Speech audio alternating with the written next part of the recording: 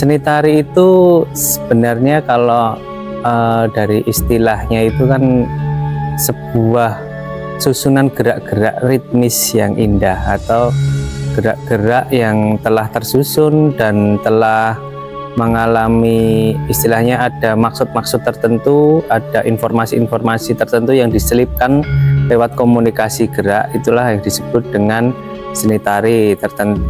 Istilahnya memang semuanya ada pakem-pakem tersendiri di dalam dunia tari itu sendiri, dan tari adalah salah satu unsur pendukung di dalam sebuah pagelaran wayang orang Sriwedari tentunya.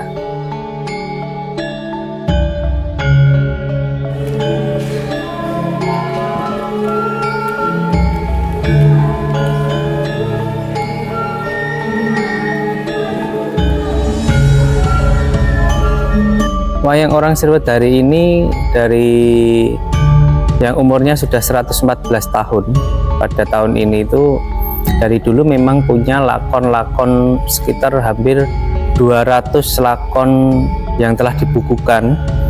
Itu memang tidak terlepas dari lakon Ramayana dan Mahabharata yang menjadi pegangan di pagelaran wayang orang Sriwedari ini.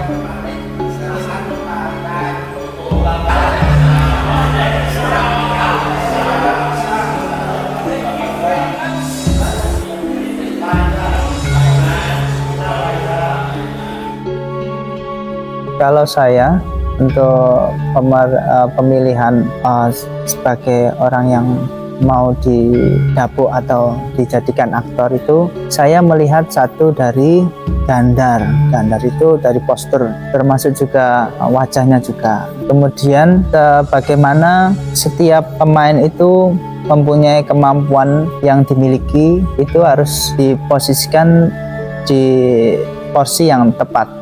Jadi ketika orang sebagai pemain wayang itu kan banyak tuntutannya, harus bisa nembang, harus bisa joget, harus bisa ontawetsono atau berbicara wayang, omongan wayang, harus mengerti sastra juga dan iringan porsi ketika pengkarakteran tokoh Becul Punakawan.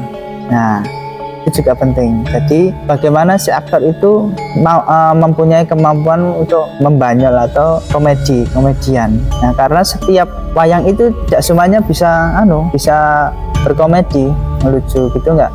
Belum semuanya bisa, karena itu memang ada porsi-porsinya setiap aktor sendiri. Karena di situ juga ketika untuk merubah dapuan atau merubah tokoh-tokoh dari setiap hari itu juga dipertimbangkan juga.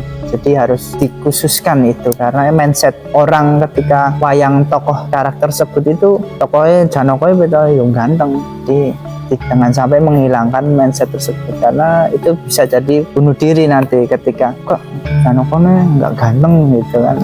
Beda dari harapan penonton, bayangannya kalau wayang kulit kan terkenal ganteng, kalau wayang uang kan pasti sudah ganteng.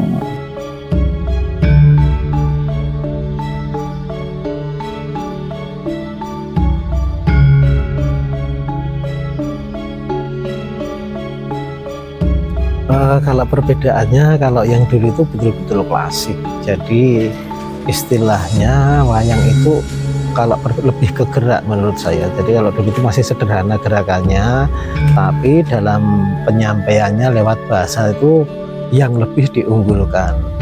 Lebih ke sini lagi karena kita kan sudah melayani masyarakat yang notabene kaum muda yang saat ini hadir mengapresiasi wayang orang Sriwedari. Kita lebih gerakan lebih atraktif lah untuk anak-anak muda, yang lebih bervariatif, dan mungkin untuk bahasa atau istilahnya dalam dialog pewayangan itu ontowecana ya, kita lebih disederhanakan dan bisa diterima oleh kaum muda yang saat ini menjadi penonton kita setiap harinya.